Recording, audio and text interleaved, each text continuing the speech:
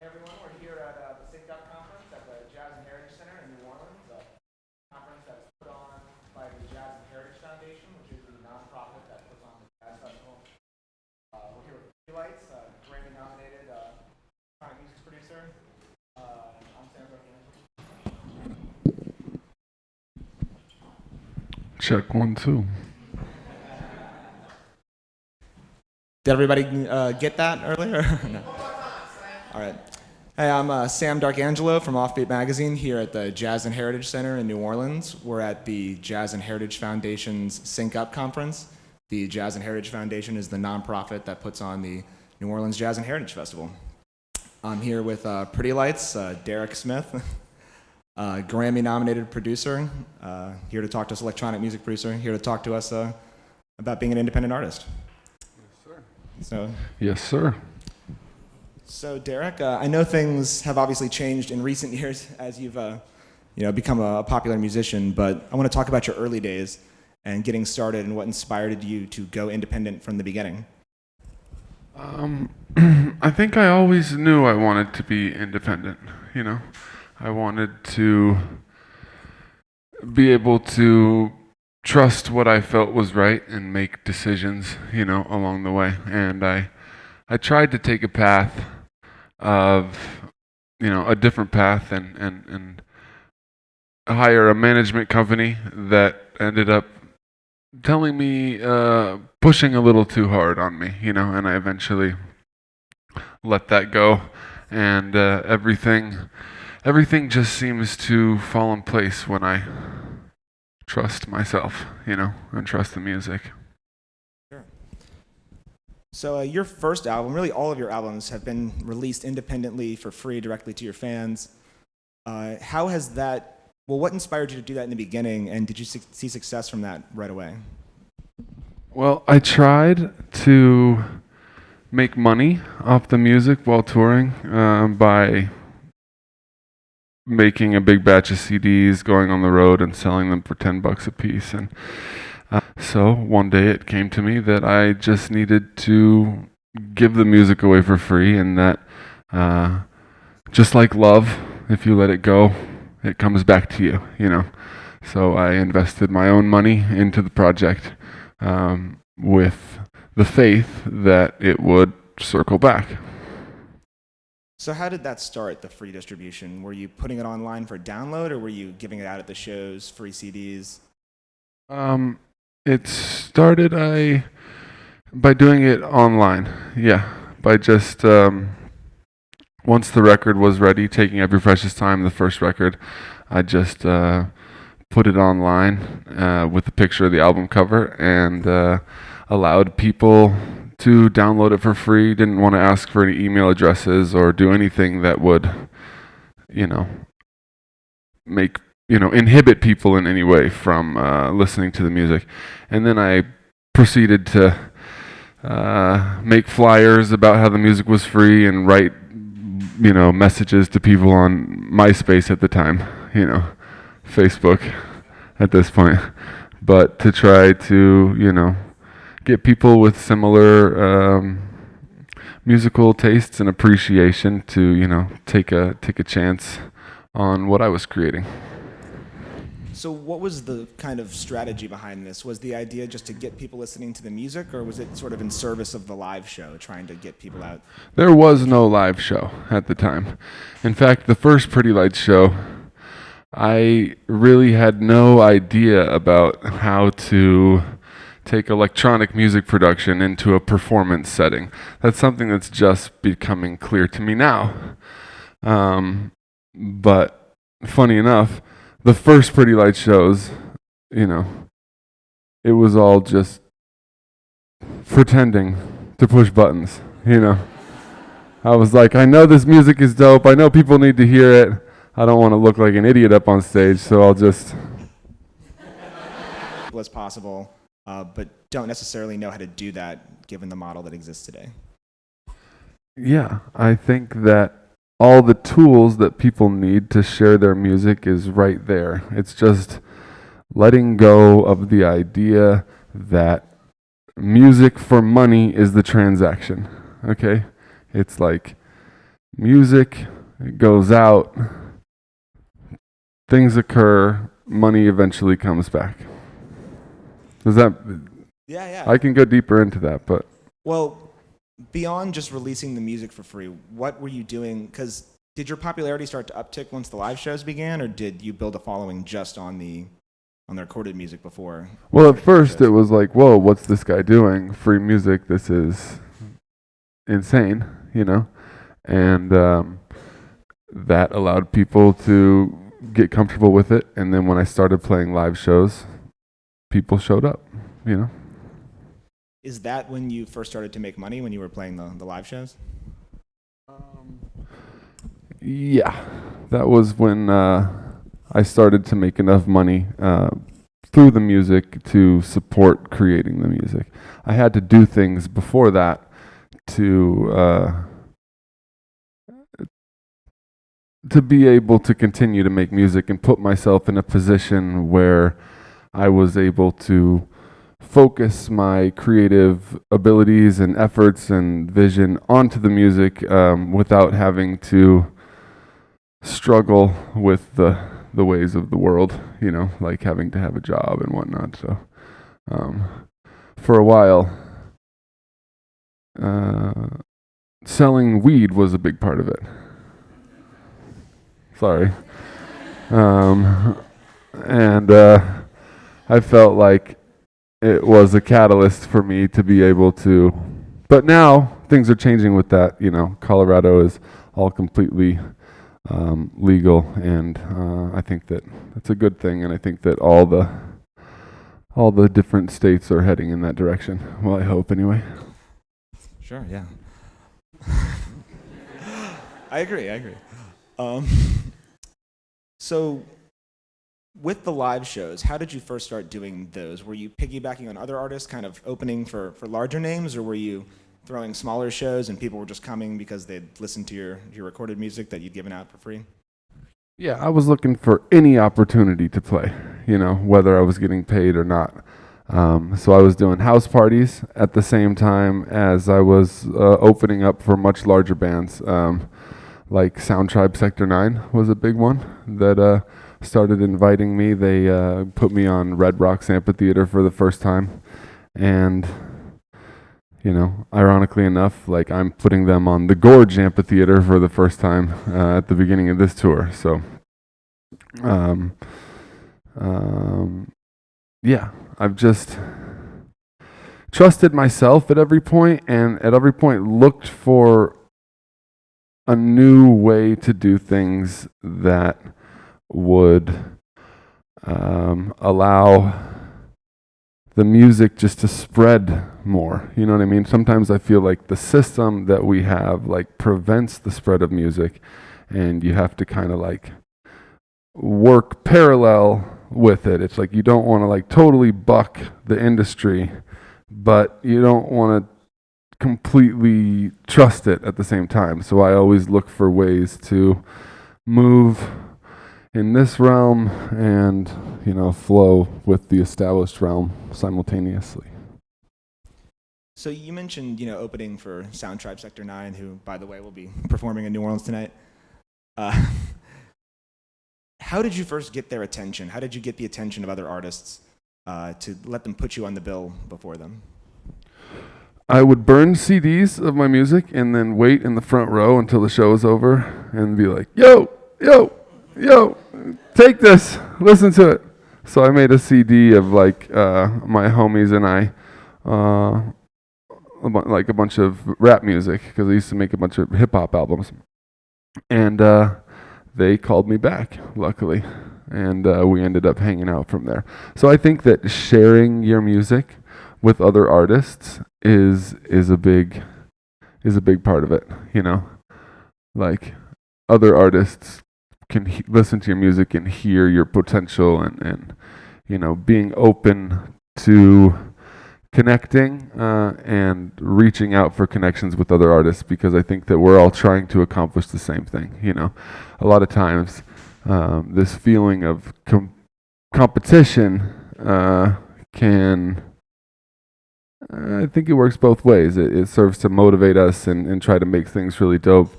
but it also sometimes prevents connectivity, you know. So I think just being there's a new sort of understanding coming to the surface where we can really like reach out to each other. And I think that feedback is so important. It's like for a long time I was kind of terrified of feedback because I wanted to finish my work and then be like, yo, look what I did, like, right? But what I'm learning now is that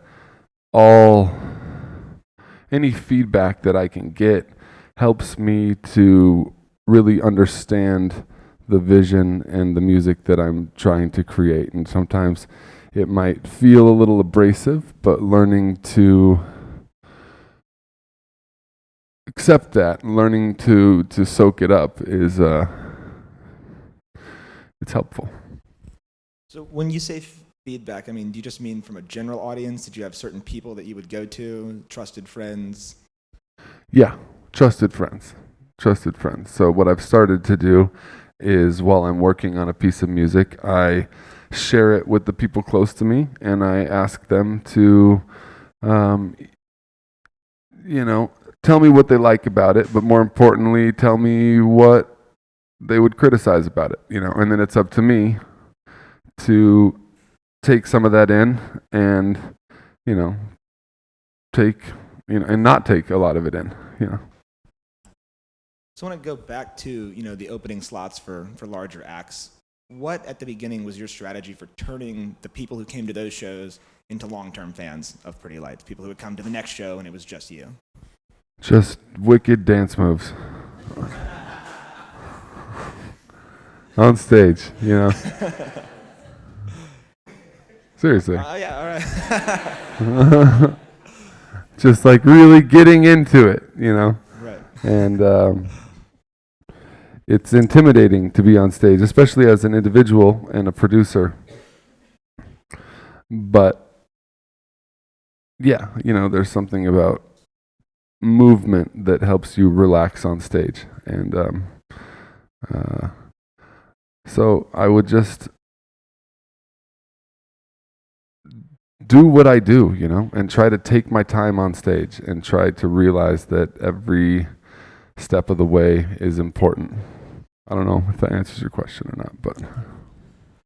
Were you giving out like the flyers that you said about, that mentioned your free music? Were you making sure that those were being passed out at shows where you were opening, letting people know they could listen to more of what you had to offer?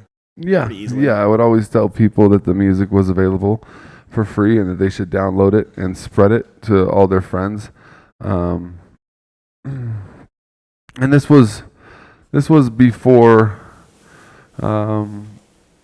even iTunes was really a thing, and it felt like a really different thing. And it's like, in hindsight, it ended up working out really well. And so I try to apply that mentality to the decisions I make now moving forward. So like now that music, it can be free on every level, I'm looking for new ways to apply that mentality, such as free concerts, and I think that at first free music allowed me to get in touch with more people and they could hear the music and figure out what they thought for themselves.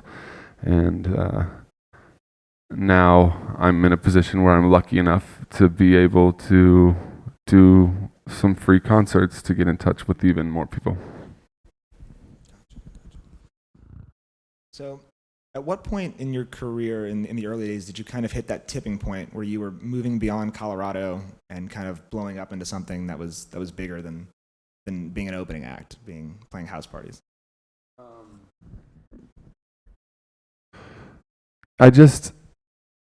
All the people that I needed and wanted to be able to help push the music forward turned out to just be there waiting. And I think that's usually the situation, that if you start opening your eyes and to see like who's around you, who can help with this, you're not alone in trying to become an artist and trying to create music, because the intentions that drive that are so positive, it can't be wrong, you know.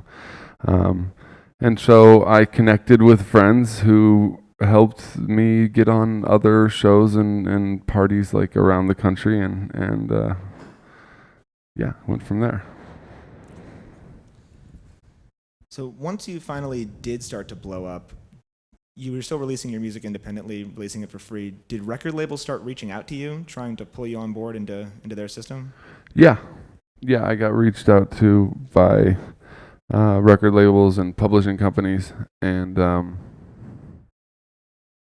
I always had very high aspirations and would try to look to the future and also look backwards from the future. It's something I say a lot, you know, like imagine where you want to be ultimately and look back and have that inform the decisions that you make in the present.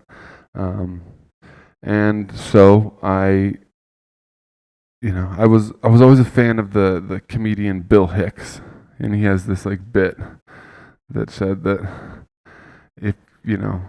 if you're eager to take money for your art,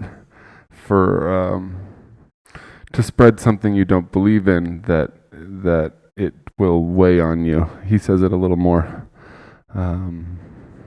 hilariously. You should check out the bit. But that guided me, and so I'm only now considering taking money from sponsorships and things like that to be able to really do things that I want to do on a larger scale. But I think that if you need the money to push the art forward, then that's really okay, you know? I mean, looking back though, do you think it was a good move business-wise to not get on board with the record label thing? I mean, is there a sort of credibility that comes with being an artist who's not tied down to anything like that? Well, I didn't get on board with the record label, but I did get on board with a management company. And that helped me in a lot of ways, and it helped me learn a lot of things, and it gave me a lot of opportunities. But after the record cycle of A Color Map of the Sun, like it felt like they were just trying to get me to be something that they thought was the right way, and I didn't really agree with it. And it was one of the hardest decisions of my life to leave the management company. And there has been like 2 years since then that has been kind of a struggle, but I've been trusting that if I keep the people that I love close to me, and that we can build something new organically and all work together. Because I've never wanted to, blow up or skyrocket and leave the people I love, behind or something. Well, at what point did you start incorporating, management and publicists and booking agents? And what can you tell younger artists who are coming up about, when they should start looking to bring those kinds of people on board and what they can offer them? I think that people should try to do that with, it depends on what level you're at, but I feel like trying to do that with looking to see if any of your friends can do those kinds of things, where you can work together. And I used to solicit myself to record labels. I would make little record packages and send them out to all the record labels that I admired the most, and I never got anyone's attention. They never got back to me until way after the fact, where they were like, "What? You sent us that shit? We would have signed you in a second." And I was like, "Yeah, should have paid attention." But yeah, I just, if an opportunity arises at this point, like I keep myself open to it. But really, part of my focus and part of my dreams and aspirations are not just to make music and be an artist and be successful from it, but it's to do that with the people I love, like I keep saying, So If it takes longer to do that, that's okay. So, if that means looking for your brother to manage you or your friend or something like that, and realizing that you both have a lot to learn and that you can learn things together, I think is a good way in this day and age. So beyond, playing shows, giving your music out for free, what other sort of promotional things did you do in the early days to kind of capture an audience? You mentioned passing out flyers. Were there any other things utilizing MySpace? Yeah, I would write like heart like sincere messages to people that had like similar taste to me. It took a lot of time, but like one of the first things I did is I would like search online for people who paid attention and liked the same music that I liked, and I would write like sincere letters to them and be like, yo, I think you would really like this. You should take the time to check it out. And that always paid off, being sincere and taking time. Other than that, I feel like right now it's important to utilize more mediums than just the music. It's like if you can work with your people to create videos of the music. I think like little short music videos on Instagram is a really useful, and it's a new medium that's developing, like the 1 minute music video, on Instagram, to get people to. I think that's how you can get people to see your music and really feel it, on a multiple mediums at the same time, and then that will often be enough for people to take the time to make another click and like see what else you got to give.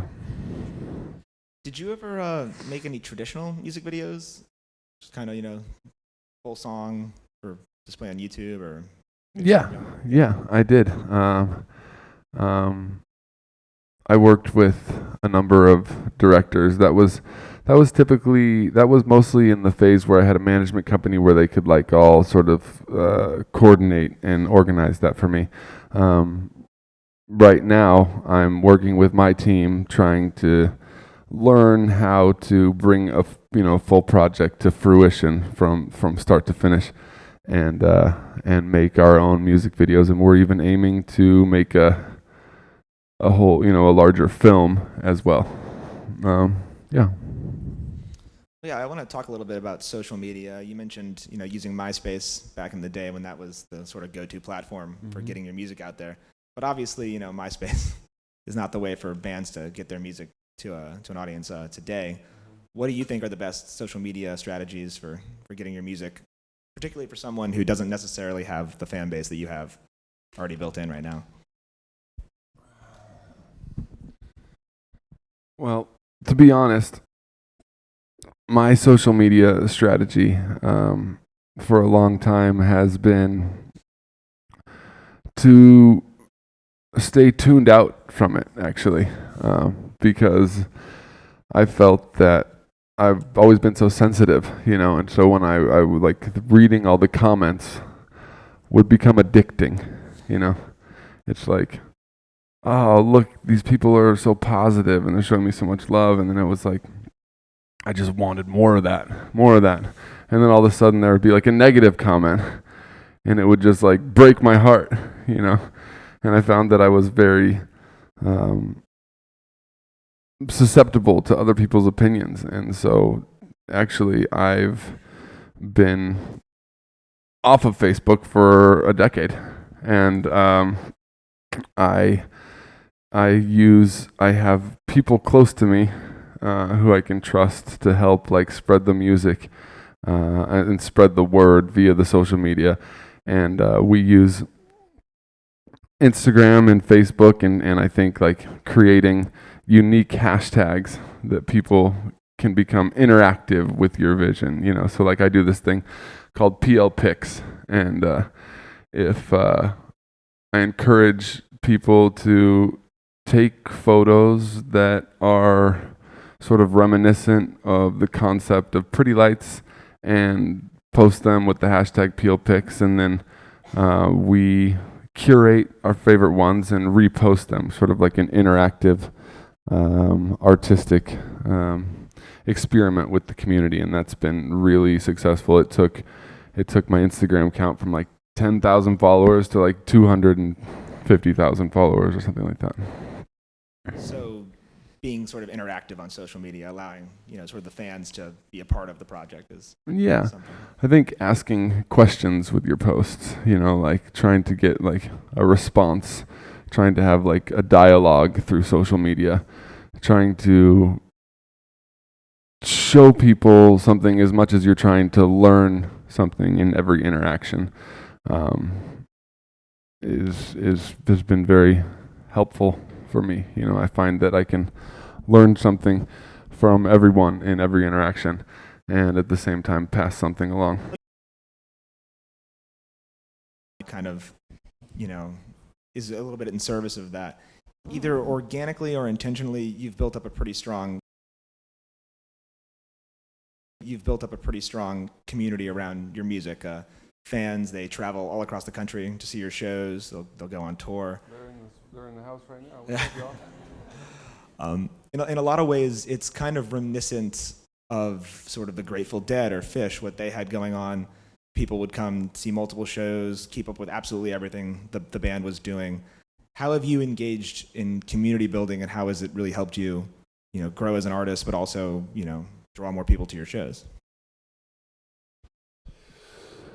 I've just tried to respect these people as much as possible, and like I think a lot of artists get a big head and they're like, people want an autograph or a hug or something like that. It's like, nah, I don't have time for that, or it's too much. And it's like, I realized that at some point I realized that the people that love my music have something to give me, something to teach me. It's like a symbiotic relationship. And so at every point I take the time to try to communicate with them and like really make like a real friendship out of it. And I think that's worked out, like the family has continued to grow and grow and grow and inspire me. Like one story that really changed my life was like I did a show in Telluride, Colorado.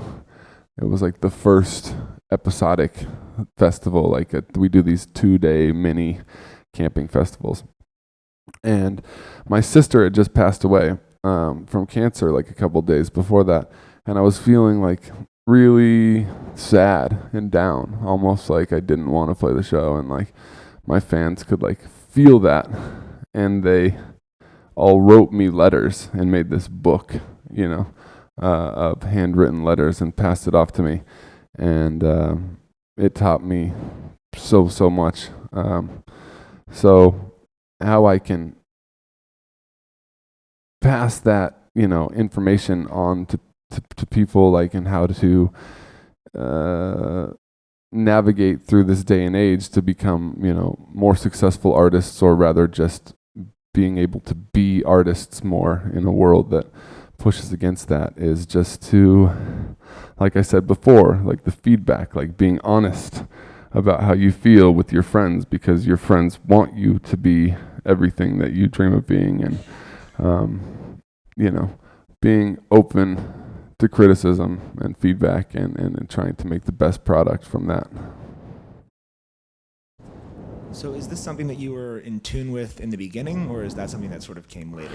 No, that's something that came to me. Like I didn't want to be open to feedback for a long time because it felt abrasive. It felt like I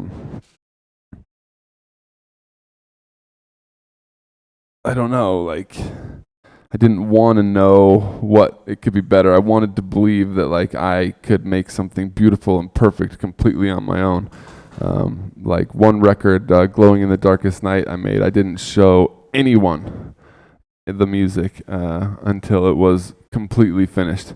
And it's actually one of my favorite records, but I'm learning now that like if I want to make better music, like I really need to collaborate with all the people close to me as much as possible. Because we're all trying to do the same thing, you know what I mean? We're all trying to be artists in one way or the another. So like working as individuals and trying to keep it solo is just,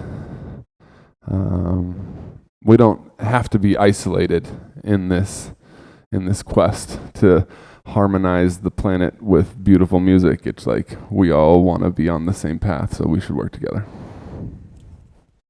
So I guess that's some advice you would obviously give to younger artists or less established artists as well, is to seek out people who they can work with and who might not necessarily cost as much money as highly professional people, but who can do just as good a job and might be even more committed to the project. Or Yeah, like look for guerrilla ways to spread your music locally in the community with your friends and your fans, and or with with your friends mostly. Like try to make a superhero club of your friends that wanna all work together for the same thing.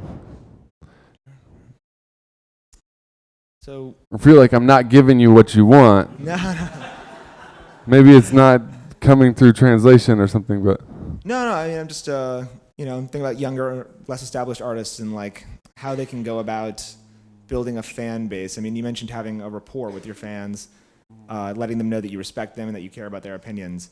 Is that something that less established artists should be doing too? Maybe not necessarily having as large a fan base as you, keeping really in touch with the people who do follow them. I think that what I'm trying to say is that congregating together with other less established artists to create a scene, to create your own thing, is what is going to spread the music the most. Because if you're just acting as a singular artist in this greater out-of-date industry, it's going to frustrate you and you're going to struggle against it, But the more you connect with people who are trying to do the same thing, you can do things like have, a night of the week where you all get together and show each other your music. It inspires each other, and you can invite other people to come listen to it, like little organic community events, I think. Try to create a scene and a sound locally, just to make you and your friends and all the people listening to it to feel good. It's like to aim to the top from the bottom is daunting, It's like you have to like take these like steps along the way, and I'm just hoping that these insights are, picked up by some people. So moving on to streaming services, which, when you released your music for free, that was kind of an unconventional thing. At the time, you put it on your website, gave it directly to the fans, but now most artists are kind of thrust into that free model, whether they like it or not, via services like Spotify, SoundCloud. These are just, a fact of the business today.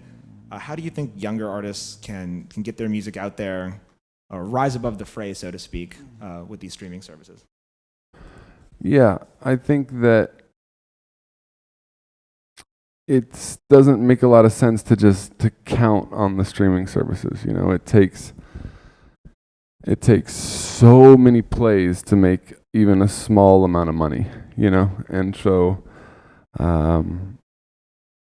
I think that is something to aim for, but in order to make enough money and build it to get there, I think like playing live shows locally for like reasonable amounts of money, or donation based shows is like a really good idea. Like I'm trying to operate with the streaming services in a parallel manner where I can try to utilize what they have to offer as much as possible, but not compromise what I know is right at the same time, So,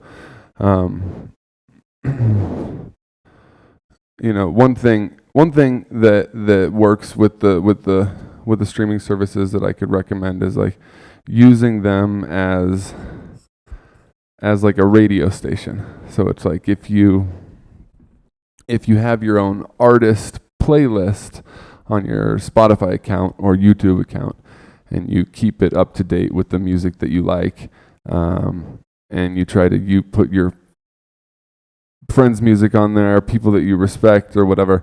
I think that people are using the streaming services a lot more like radio stations, So I have a Pretty Lights Spotify playlist. It's called The Hot Shit, and we keep about 60 tracks on there at any given time, and like change 1 or 2 out every day, and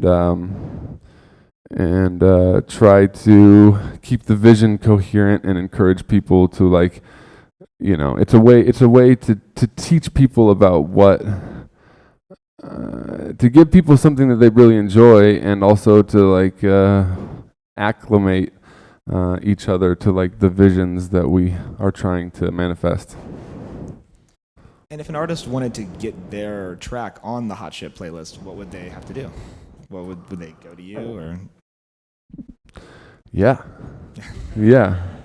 They would put it on a USB stick and slip it to me while I was passing by, or I've thought about I used to do this thing where I had a P.O. box, and I would encourage people to send their music to that P.O. box, and I would listen to it. And then if I really liked it, I would holler back at them. But I think that's a good idea, some new mechanism to allow people to share their music and get it to me, because I'm really inspired by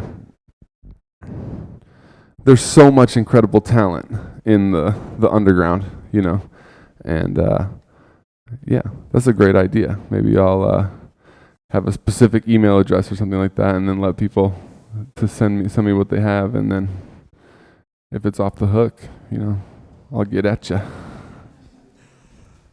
Where do you see the future of these sort of streaming services? Are they here to stay, or is there something else that's going to upend this model that you foresee coming? I think they're definitely here to stay for a while, and I think that anything that aims towards a higher level of connectivity between people and music is something that is maybe futile to fight against. Maybe you don't want it to go too fast, so you can slow it down. But I think that I've always understood that if the people want it, it's gonna happen. If the things always balance themselves out in the end. So I try to figure out how to work with it and make something, even if I don't completely agree with it at the time. I don't want it to manifest as a struggle against me. It's going with the flow and also directing the flow at every moment as much as you can. The path of least resistance, and then also creating as much resistance in that path as possible. Very esoteric advice, but I think you can translate that. So where do you think albums as a thing stand today? With streaming services and whatnot, it seems like the album release date is less important as a thing than it really ever has been. Do you think that artists should still strive to create this cohesive whole album, or maybe move on to alternative forms? Yeah, that's something that I've thought about a lot, and with every album that I put out, it kind of expands. I like the idea of a collection of music that represents a time in your life. And I think that the album works because it's proven itself to work. And even more than that, the song works. And so, yeah, I am a fan of the album. And I never like to just put out one song, because it's I want to give people a taste or a perspective of my greater vision, because I think any artist, they have a lot of ideas about what, about the music they want to make. Right now, especially, I feel like not many people are trying to make one sound, So yeah, I'm a fan of the album. So you also have your own label, Pretty Lights Music. How long has that been in operation, and what have you learned about the industry, especially for less established artists, from running your own label? Um, the label worked really well for a little bit, and I ended up putting it on hold because it was like I realized that I was trying to craft something based on like a pre-existing paradigm. But I'm about to relaunch Pretty Lights Music as a record label with a lot of new ideas, and what I want to do and I see as the future is like sort of fusing all these ideas that are out there, like a streaming service as a radio station and a record label as a radio station and a record label as a streaming service, and try to like make them all into one brand, and that can exist across all these mediums. So I think that artists should try to get their music on all of the online portals and make it as accessible as possible and also as coherent as possible. You know, I'm a big fan of YouTube playlists, Spotify playlists, Pandora playlists, but also you know, your own website where people can get it directly from you for free, or donation. I think donation is really the way to go, you know, so people can get it for free, but they can also kick you a buck if they want to, which is easy. You can do that on PayPal. You can get a PayPal account and make little donation buttons that you can just post on your site, and that way people can easily donate a little money if they want to. Or there's other services that are set up to do that, right? Like Bandcamp, I think. I've never used Bandcamp, but it's probably easier that way at this point. So when you talk about fusing these ideas, you know, playlists and streaming services, the record labels, do you mean maybe having like a website that is just the music from your label, all kind of in one place, easily accessible to be streamed, or? I've always wanted to do that. Was to have like my own website, and it's becoming easier and easier if you use services like WordPress or Foursquare to kind of or Shopify, to be able to make your own simple portal that has everything that people want, like directly from there. I'm not sure if that's the right call. Like I said, I don't use Facebook a lot, but I think that if you have the ability to take both routes, that's probably the answer, you know. We have somebody up here with a question.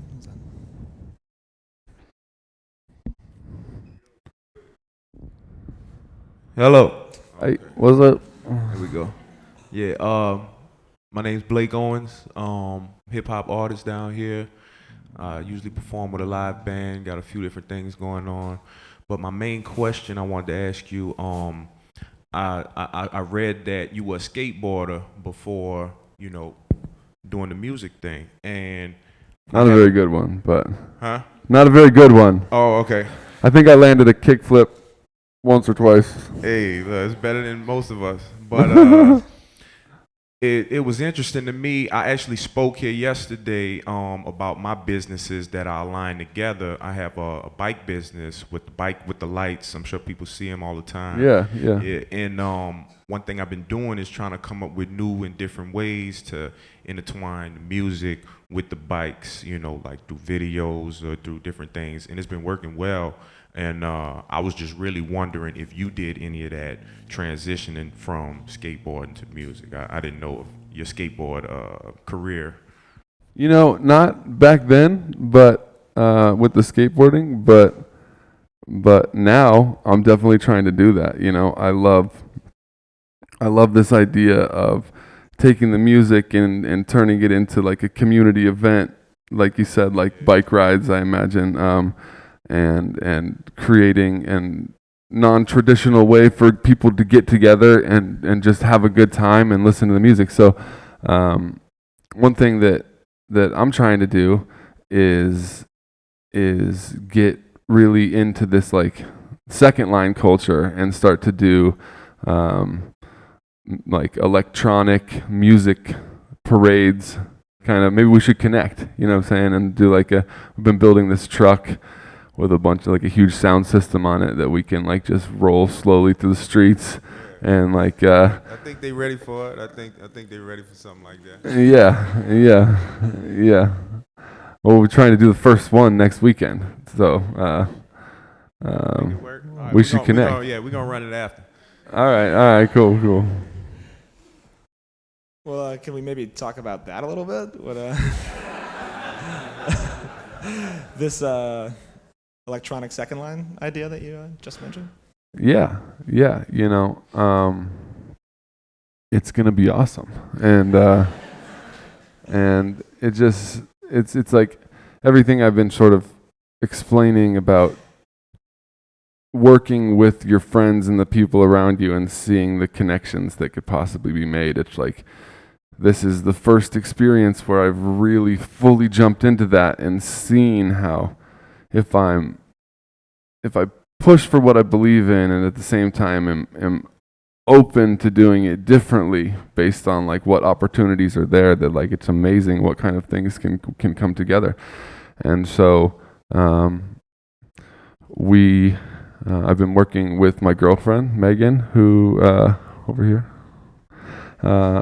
who had the vision of flying in or like working with muralists or graffiti artists to paint beautiful murals of things, and then to do these sort of like free pop-up shows in front of the mural, so we could leave something behind that was beautiful for the city, and also have like an event that was special for everyone. And as I continued to be open to the possibilities, I realized that all the people around me had like some piece to offer, you know. And so what it looks like now is that we're building this big sound system on a like a flatbed trailer on a truck, and we're going to create probably, I don't know if it's the first electronic second line ever, maybe, but we're gonna fuse it with with beats and bass and synthesis, and have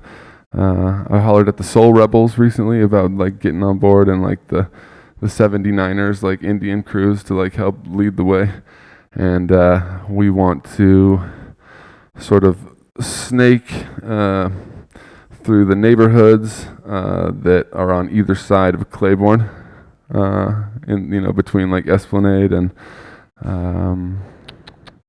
St. Philip, I think, and we're gonna set up this big mural that we're painting at the end, and then have a second line that kind of like flows into it. We'll park it in front of the mural, do some crazy futuristic laser mapping, projection mapping on the mural, and rock a party during the sunset, like into the night. As far as I know, the mayor's on board. Like everything is copacetic, you know. Scott, do you have a question? Yeah. Hey. Well, first of all, thank you so much for being here and being so sharing with and just so open and warm. It's really wonderful. I have two questions, if you don't mind, and forgive me if you've already discussed this and I perhaps was out of the room, but I can't help but notice that you've got a crystal prism sitting next to you, and I'm just wondering if you could just tell us a little bit about why you have it and what it means to you. Yeah.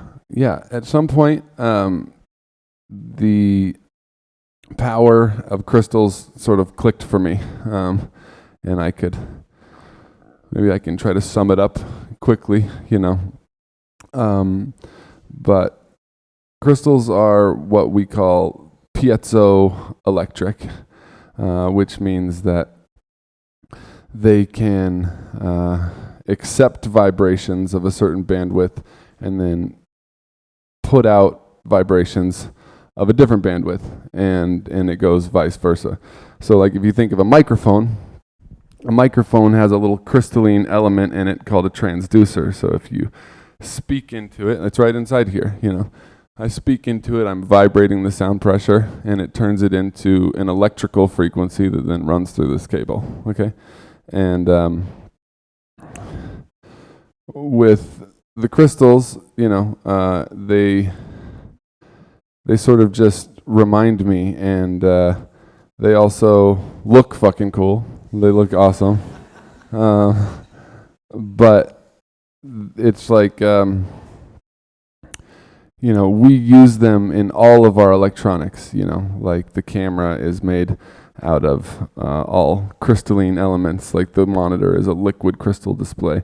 The DNA of humans is actually considered a liquid crystal, and there's not many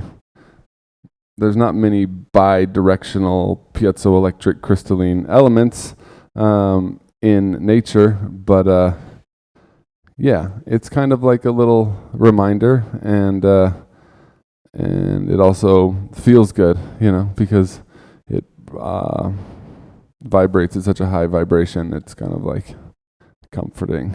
Sorry, I'm working on a what would you call it? Like a kind of like a curriculum. Like I feel like I understand a lot about crystals, and I want to pass that information on to as many people that want to absorb it. Yeah. Sounds like a great merch item. Yeah. The little crystalline knowledge pamphlet. Yeah, I like that. The other question is, could you talk about why you decided to start touring with a live band?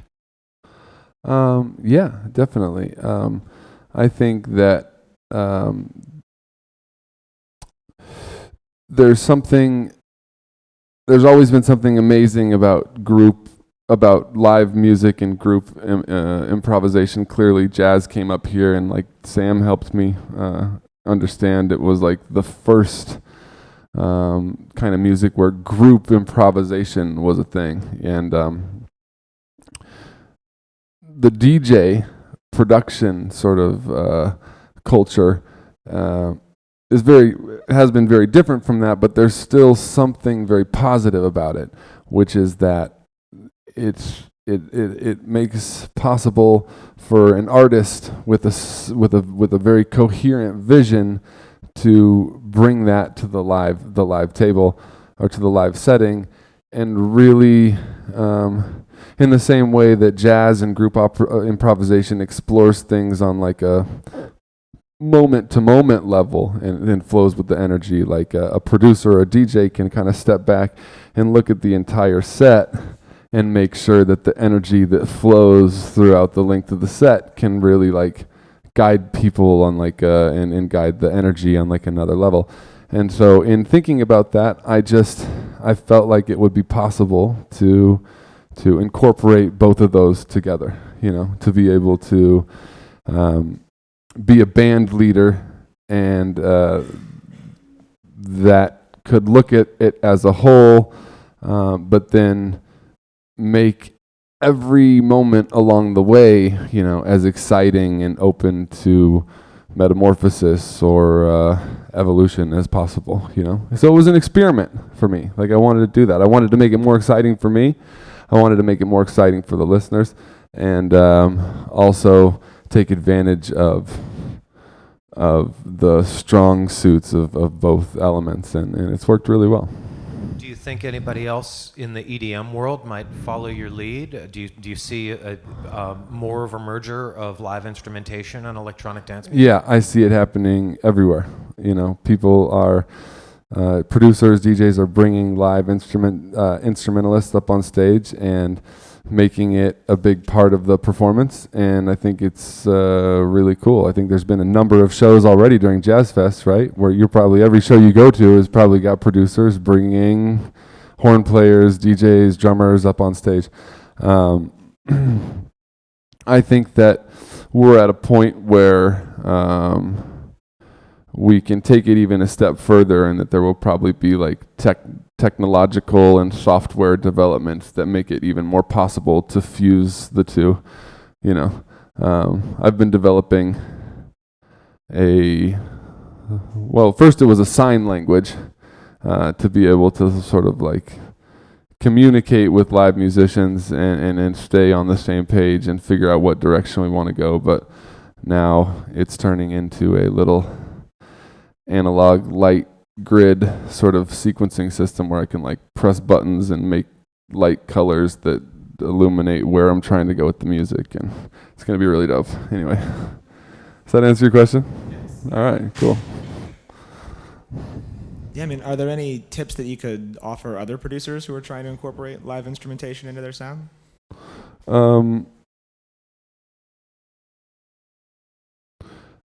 Do it. Yeah, you know, I mean, I think that balancing, I think that like there's something extremely powerful and important about spending time by yourself with your music and making it exactly how you want it to be, and then also taking another amount of time and connecting with your friends. You know, send your music even when it's not done. Send it to your friends, you know, and let them tell you what they think about it. Because the more you do that, the more, even if you don't like their advice, the more it will illuminate to you what you're trying to do, and the music will become better and better and better. And I think that music, because of where we are right now, it's like people have wanted to just rush it and make more and more and like put it all out there and hope that people comes back and there's success. But it's almost like there's so much music out there that it's hard to keep it and hold it sacred, you know? So I think it's up to us as individuals to hold our art sacred and really like turn it into something that like we're like extremely proud of. But like with everything, it's a balance, you know? You can't hold on to it forever. But yeah, I think that sharing it with your friends, asking them to play music on top of it, record it, give it back to you, incorporate it, and then bring that to the live show. That's the way to go. Well, we only have a couple minutes left, but we have one more question. Great, let's take as many questions as possible. Hey, how you doing? Hey there. Just to kind of trail off what you were just saying about kind of collaboration, how did you, because you talked in the beginning about how you wanted to keep it for yourself and kind of keeping it sacred almost, how did you break that barrier to sharing it? And was it something that happened? Did you just discover that sharing it was gonna be better for you? Because, you know, we all know collaboration definitely creates some beautiful things, but how did you personally break through that barrier of being comfortable sharing that and kind of opening yourself up, like opening your heart up to these people and individuals? I think that happened at a few different points along my journey, you know, like at one point, like early on, I was sure that making a physical product and try to sell that and trade my music for money was the way to go. That didn't work. And so the only way I knew to try to move past that was just to give it away for free and like trust my intuition. And, you know, I think that that's a good piece of advice, is that intuition is something that you need to trust, and that's really the only path to understanding. So that was like a discovery for you. You discovered that. Yeah. I mean, it felt sort of like a gamble and a hope at the time. But nobody told you. It wasn't like you discussed it with somebody and you kind of like. Well, I was inspired actually. Like there was another producer who was selling his music online, but he had all the drum sounds that he used to make his record for free download on his website. And I was like, you know what? That's brilliant. So like, I don't think at any point were like the major ideas and the things that have, you know, really helped push Pretty Lights, you know, continually like up and up, ever just came totally from me. You know, it's about like looking at what's around you and trusting your intuition as to know what you think is going to work, you know, and experimenting with different things. So yeah, it's not like I just had a dream and was like, oh, I'm fucking brilliant. You know, it was like, let's try this. And if it doesn't work, let's try this. And if it, you know, and just keep trying. Later on, it was definitely a hard transition for me to start taking criticism. There was something about me that like, whenever I showed people my music, I was like, I only wanted to hear the good feedback, you know, because it kind of like felt abrasive or something like that. But Yeah. So how did you break that barrier even? just by Feeling icky. starting with the people that I really love and trust, you know, and sharing it with them and being like, yo, disclaimers help, you know. Be easy on me, but be hard on me. Maybe like write it down and send it to me or something like that. You know, it's like it takes discourse and it takes dialogue and it takes like really making an effort to communicate with the people that you trust. I Right, think and that. more, doing that more kind of felt Mm-hmm. cool. Thank you. Thank you. So, what would you recommend for like small grassroots festival owners to get a big artist such as yourself as on lineup? Because it's hard to get past management sometimes to like show your vision to people like you. Yeah, I feel you. I feel you on that. Well, I don't have management. I do it with all my crew, you know, which is an experiment that we've been doing for a couple years. I mean, but you can start with me, you know, like, I think that making, in the, you know, in the design world, they call it like a mood board, you know what I'm saying? But like making something that really shows your, you know, a summary of your vision that can help people like really see what's, you know, oftentimes like trying to explain it linguistically is hard to get people to pay attention, you know, but if you can and do it with words and with pictures, you know, that I think it can you can convince people, you know, but and also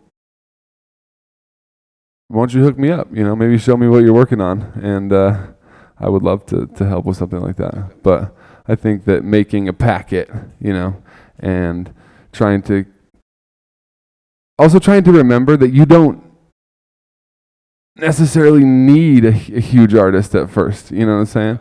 Like sometimes you have to fucking take the slow route and like prove that what you're doing is going to work on like every step, you know. It's like the days of counting on the big break or something, you know, I feel like is over. It's like you have to make the break yourself, and then like things will all fall together. Thank you. All right.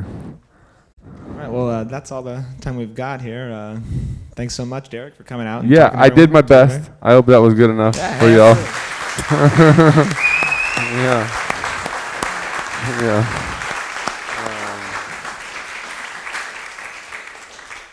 Open your mind up to crystals. They're very therapeutic. And we're going to do this parade after JazzFest on the Sunday. So keep an eye out. It's going to be off the hook. So thanks to all my friends and family who came out to support, and all the people I don't know. Much love. I really believe in everything that's going on here. So thank you. Thank you. All right. And we can start working on our book, Yeah. you know, after the JazzFest. We'll talk about that right now. All right, cool. All right, y'all. Blessings. Peace.